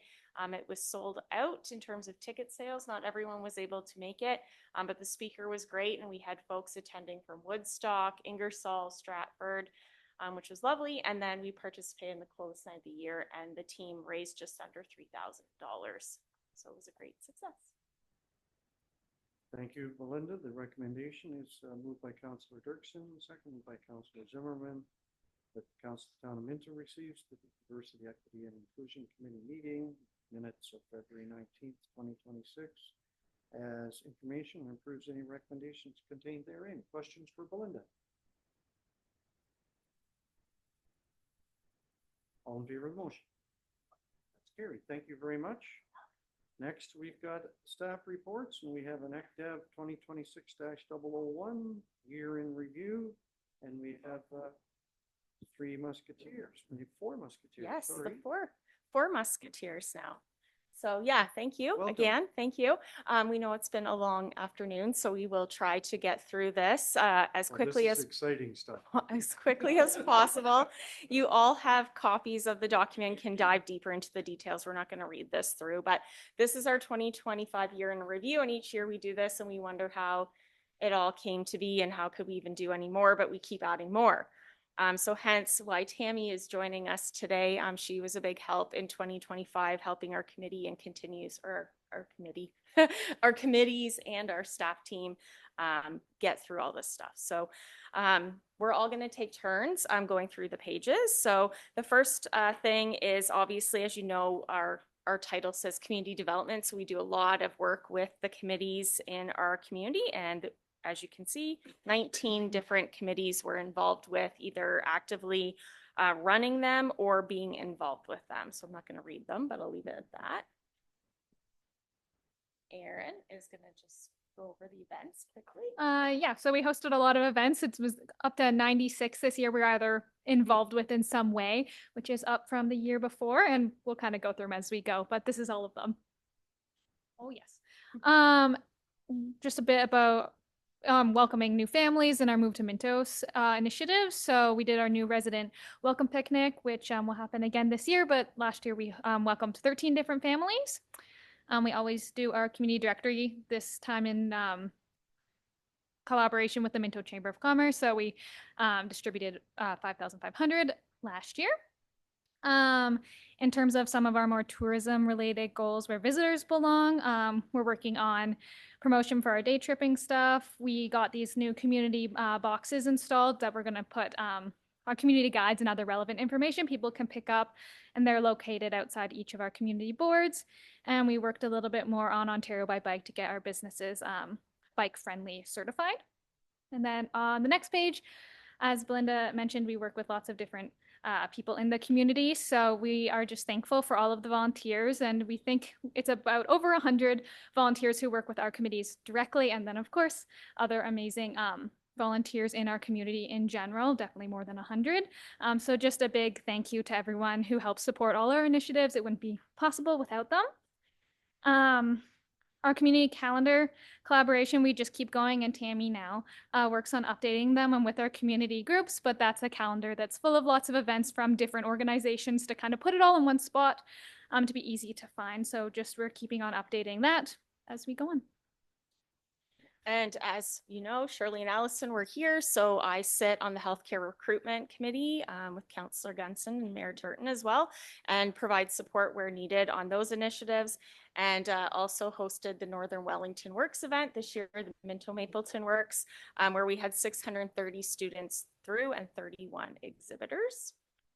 Also, if you want to flip to the next page, our corporate call program has been really successful. Our economic development committee really enjoys that. We visited 4 different businesses last year, and we have 4 great businesses to visit this year. Our pitch it competition had over $19,000 in cash and prizes, and the winner was Feel Alive Home Junction. And we were happy to take home 2 awards in 2025 for our Move to Minto campaign, one for the EDCO conference in the Rural Business Attraction Retention category, and the other from the Ontario Business Improvement Area Association in Business Retention Expansion category. Speaking of BR&E, that was our huge project of last year. And really quite crazy that we were able to interview 82 businesses in less than 2 months, and worked with our great economic development committee to put together a very robust action plan that we're in the process of implementing. So we're super proud of that project. Also hard to believe that it's been a year since we were hardcore into tariffs and providing tariff support, direct outreach to our businesses, seeing what they needed and connecting them to the tools and resources they needed. Our community improvement plan underwent an overhaul, and we gave out 12 grants under last year's program, but updating it to the new one was some work. Last year, although we didn't sell any industrial land because of the economy, we did grant 3 extensions to development covenants. So we're hoping this year to see some of those come to fruition. I'll turn it over to Raisa. Okay, so we had a busy year for Launch It. Launch It relocated to our new location downtown Harrison and was well received by the community. We had a total of 20 training and business events for the year. Some of the top ones were the how to use AI in your business, QuickBooks Basics for business owners, and 2 of our events, Thrive Together Business Networking and our downtown business tour, touring all the women-owned businesses in Harrison. We had 10 customized business assistants, and 2005, we saw 3 tenants renting our space. On our next page, we had over 25 co-working bookings, and we had 2 main private events held at our launch space, Mother's Day brunch and a coffee and tulips collaboration with Maze Cafe and Brass Ridge Acres.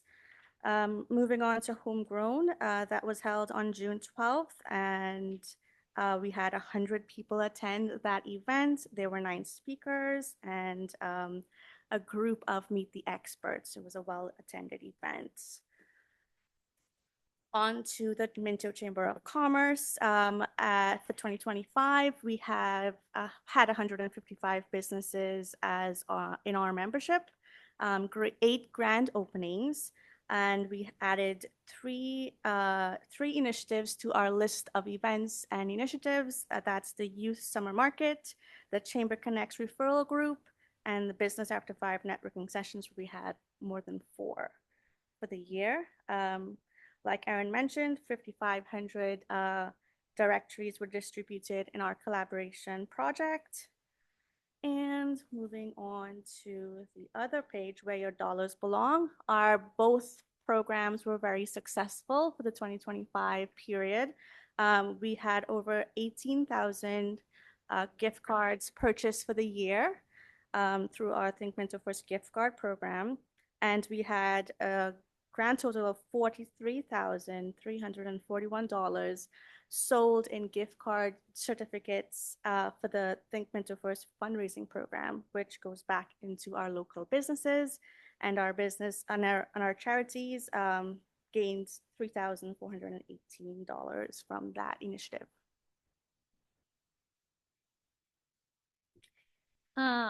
On our downtown committee stuff, I'll just highlight a few newer initiatives. Like we continued our holiday promotional campaign, Minto Magical Holiday Towns, and supporting our businesses with locally loyal social media posts. But new this year, we kind of got going on our Driftscape app. So if you haven't downloaded it, you can check it out to tour different businesses and our historical tours, downtown tours as well. So you can learn some things on that. And we, between our 3 downtown revitalization groups, fundraised over $20,000 from business sponsors to kind of help add on to our events to make them even better than we could. Moving on to Harrison Rising specifically. So we continued a lot of our very fun events, as we always do, like our egg scramble, worked with the Norwalk Help class to do a downtown cleanup, and continued the street party, Halloween haunt, and candy canes and cocktails, which are all always well-received events. Some new beautification projects we worked on last year were enhancing the alleyway between the Town Hall Theater and Homestyle Bites. So we have a new pretty bright colored mural down there. And we did have an updated mural on the Remax building, so that looks good as well. For Palmerston, once again, we continued our three really good signature events. All had lots of attendees and were lots of fun. Some new things for Palmerston is we updated our downtown banners. So those look good with kind of a new refreshed branding to better match our history and themes of trains in the community. And another kind of initiative we worked on this year was setting up Norsco Sports, What's the Occasion, as a visitor information center. So they agree to host lots of different posters and whatnot so people could come in and ask them about what's new in the area. For Clifford, we had our regular carnival celebration this year with the street shut down. So it was, we had a car show as well, and it was well attended and a lot of fun. A new event this year in Clifford was our Halloween Harvest event. So it was the first time and lots of people came down to Celebration Square to dance and party. So we enjoyed that. And one of our newer things is we purchased an outdoor billboard to kind of better promote the events going on in Clifford. And yes, all three of these committees feature residents and business owners on it to make these sort of things happen. So we just really appreciate all the help from our volunteers. At the Railway Museum this year, we had just over 1,600 visitors through the museum. And a big part of that would have been the homecoming, people coming back to visit. A big project that we've been working on over the last 2 summers is the restoration of the caboose. So over 2 years, we were able to raise $22,827 in donations, along with just over $11,000 in the Red Grant to cover the cost of that. And just want a huge shout out to all the volunteers that were engaged in that restoration. It was a hot, hot summer and they were in there. We couldn't get them out. They were very committed and dedicated. So yeah, it was another great year at the Railway Museum. The next up is the farmer's market, but since we had Luke here today, I won't reiterate. I'll just thank Luke for all the work he does. He gave me a lot of shout out, but he runs the trivia nights entirely by himself, and they're a huge success and help to our to fundraising for the farmer's market. So yeah, it was a great summer at the market again. Our Minto Cultural Roundtable continued strong, kind of focusing on partnering. So we worked with the Hanover and Wellington North cultural roundtables to do a few different things like the culture bus and cultural symposiums, which we're working on again this year. We continue to implement the cultural plan that came through in 2024. And same with Culture Days, we helped promote 15 different events during the 3 weeks that was, and we were working on our Culture Days micro grants to help community organizations and businesses host their own events rather than we host them. We'll support them through a bit of funding. The DEI committee was super active last year, implemented most of their items on their list. So we extended the community pantry project. So it's now in all 3 libraries, and special thanks to Jean and Dave Anderson for their support of that project, as well as to Shirley and Clifford, who is a dedicated volunteer looking after that. Thanks to Tammy for all her help with getting our social media stuff out there, commemorating all the holidays. We did an accessibility audit with Julie Sawchuk, and we're already seeing businesses applying for grants to implement some of those suggestions. So that's really great to see. We were successful getting funding from Enbridge for our Pride in the Park event. And yeah, it was just a really busy year of events and advocacy and great work being done by that group. In terms of other regional collaboration partners that we have, as you know, we work with Saugeen Connects, which is 5 different municipalities, as well as the CFDC.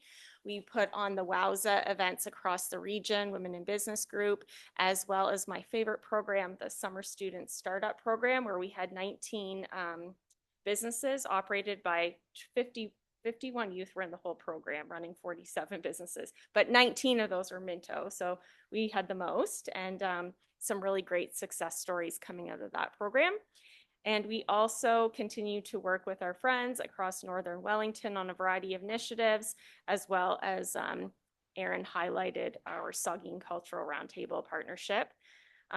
Also, our alumni program, sorry, Quinn, I'm on the next page, trying to go fast.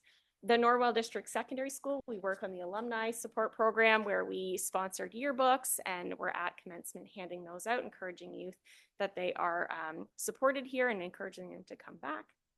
Outside of Minto, we were asked to do presentations for the Muskoka Regional Workforce Development Strategy Group on our Move to Minto business case study. We presented at the EDCO regional event in Brantford on Move to Minto, and also participated in the OBIA judging. And last year I wrapped up my presidency on the EDCO board, or past president, and then also a liaison with EDAC.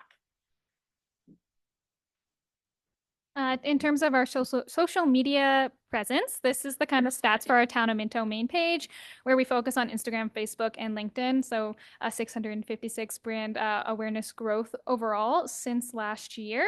But we also manage 16 other social media accounts that are also growing as well. And that is it. So yeah, I just wanted to thank the team, because we can't do this as a one-person show. It really does take the whole group to get this stuff done. But not just that, our other departments, like our department touches on everyone, and we can't do it without their support. So always shout out to everyone for their help, as well as council. I said this at the chamber event, but economic development truly is a team sport, and it takes council support, staff support, volunteers, residents, business owners to be successful. So it was kind of cool to hear people saying that they don't see these things in other communities, and we're proud that we get to be a part of this in Minto. So thank you for your support. So recommendation moved by Councillor Elliott, second by Councillor Potterwitz. Council Town Minto receives report FF 2026-001 regarding the 2025 Economic Development Year Review, prepared by the Director of Economic and Community Development as information. Do we have questions? Go ahead. Not a question, just a comment. Sorry? Not a question, just a comment. I'm totally amazed by all of the things you do. I'm not sure how many hours or evenings you get to spend at home, because you're at meetings an awful lot of the time. All of you, it means so much to the community. It brings so much to the community. Hats off, ladies. You do a great job. Thank you, Deputy Mayor Anderson. And I do want to say that this team is, as I've been fortunate to work with the whole time I've been here, everyone in our department just cares so deeply about the community and the work they're doing. And because of that is able to deliver, I think, high quality work. So shout out to that. Yeah. Very high quality. Yeah, it's pretty amazing. All the items in this book.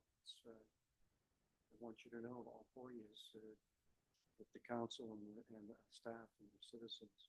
Like you said, Belinda, it goes track, public works, all of our different staff, and I'm sure our treasurer even helps.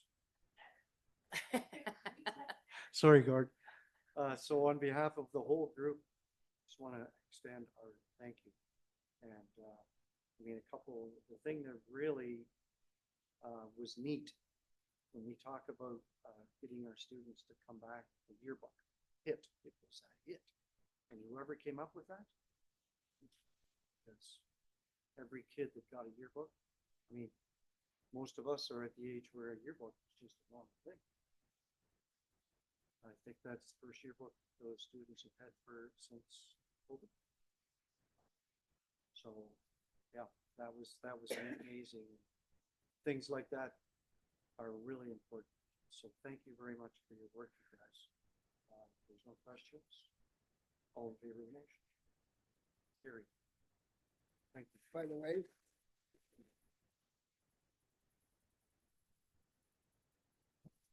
I'll pass the chair to Councilor Gunson. Thanks, Mayor Turton. Public Works, we've got one report to this afternoon, and it's on various tender results, and Mike is here to present the report. Thank you, Chair Gunson. So yeah, we had the maintenance gravel tender and the asphalt resurfacing tender close on February 19th there, a couple weeks ago. With the maintenance gravel, we did receive 4 competitive bids, all in all, with the low bid of E. Dennison Contracting Limited actually submitting a price cheaper than the previous year. And then for the asphalt resurfacing tender, we received 6 tender bids with quite a wide range of pricing submitted.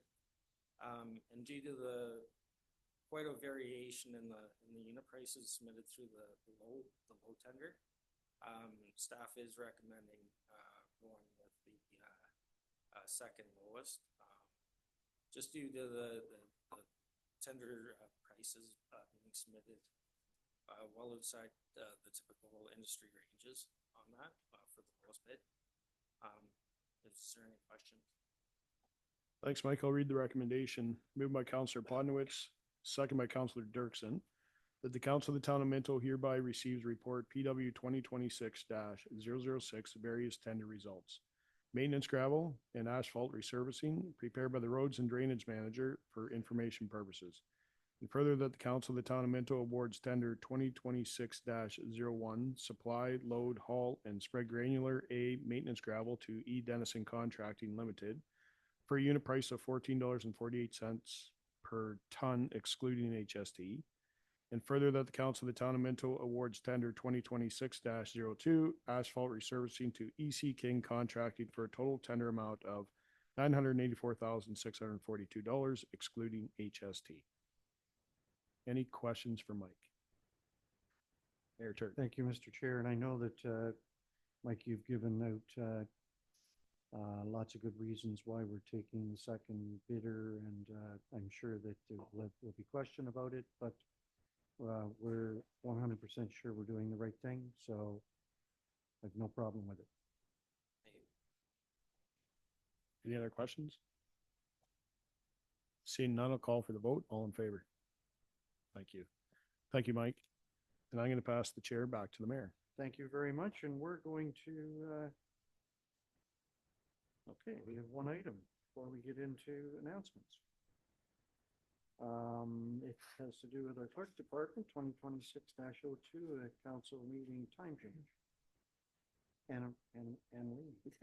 Thank you, Mayor Turton. Just a very quick report just to end this meeting out a bit. It's just in regards to in September 22nd of this year, Stratford Festival Theatre hosts a civic night. And in order to allow staff and members of council that wish to take part of this to get there in a timely fashion without rushing through a council meeting, just requesting that the meeting be moved from 3 p.m. to start at 1 p.m. In accordance with our procedural bylaw, there has to be a resolution by council in order to do this.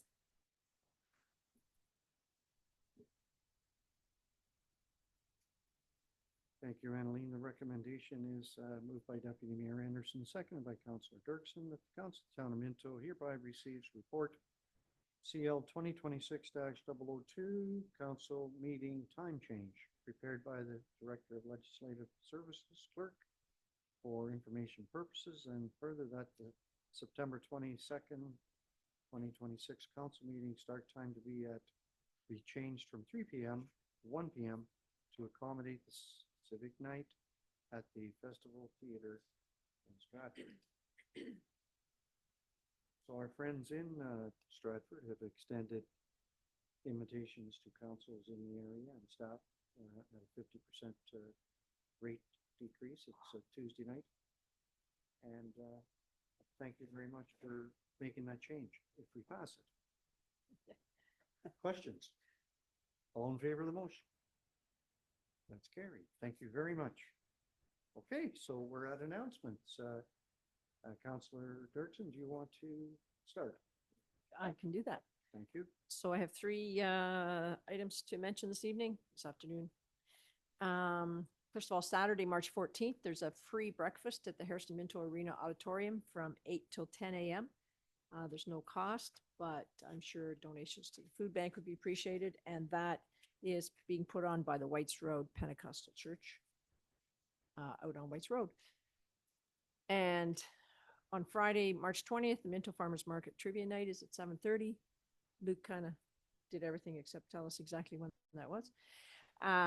So that's at the Palmerston Legion, and that is a major fundraiser for the market. And I didn't know this when I jotted this down, but I think the lion's share of that money will probably go to the food bank, because it sounds like they've already met their target of $2,500 from these trivia nights. So that's good news. And then lastly, Sunday, March 29th, at the Hairston Skating Carnival is set to roll at the Palmerston Arena at 2 p.m. Thank you, Councillor Dirksen. Councillor Zimmerman, go ahead, sir. Oh, thank you, Mayor Turton. So I might actually be stealing some of your thunder here, but I'll do it anyway. Go right ahead. This Saturday, March 7th, at the Hairston United Church, the Masonic Lodge is holding a breakfast. And it will be $15 a person.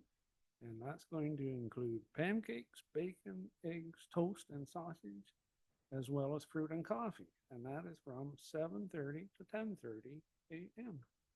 I expect to see you there flipping pancakes. Be there. Perfect. So then I got kind of a kids theme going here this week. March break activities that need to let the parents know about. In both Harrison and Palmerston arenas, there's going to be free daily shinny hockey for U's 16 and under from 9 a.m. to 11 a.m. And that is generously sponsored by the Hairston Kinsman Club and Blessings to You. And then also at the arenas, following shinny hockey from 11 until 12:15 is free public skating for everyone. And that's sponsored by Blessings to You. And I was checking the website, and looks like there's still 4 Minto Mad Dog teams in playoff action. So check the Minto Minor Hockey Playoff schedule for the times and dates. Won't go into that. And then again, for March break, Wellington Public Libraries have got a host of programs for kids, but you need to probably pre-register. So either get on the website or call your local libraries to get your kids registered for that. And that's it. Good job, good job. Councillor Zimmerman, Deputy Mayor Anderson, go ahead. I just wanted to bring to people's attention the Think Minto First. The Hort Society is one of the groups that takes advantage of this program. And we currently have our ages out. If anybody's interested in one, there's a variety of stores on there that offer a discount of varying portions. It goes back to the Hort Society, which helps support our beautification of the town and providing activities such as some of the activities at the library for the kids and the youth. You get your face value on the certificates. The benefit goes to the community, but it keeps shopping local in Minto. So if anyone's interested, I can either forward you an email with the page, or you can ask me and I'll get you a page to, or you can just tell me if you're interested. Oh, we'll take care of that for you. And that's about it for me. Thank you, Deputy Mayor Anderson. Councillor Elliott. Back to the 81s. They're playing this Saturday, March 7th. It's a 7:30 start. They're in the second round of playoffs. They're playing Elmville. They're up in the series 2-0. So they're having a good run again, and we've been having a lot of people out supporting it, and that's great. So looking to see everybody there. Thank you, Councillor Elliott. Councillor Potnowitz. Councilor Zimmerman stole all my announcements, so I have done. It's quite all right, as long as the announcements came out. Councillor Gunson. Maybe just a public service announcement. With the warm weather coming, and Mike can attest to this, the roads are probably going to get worse before they get better. So everybody just relax, and I'm sure our public works staff are on it. And but yeah, so the roads will get worse before they get better, but it's going to be good at the end. So don't just call Mike just because. Okay, great. That's great advice.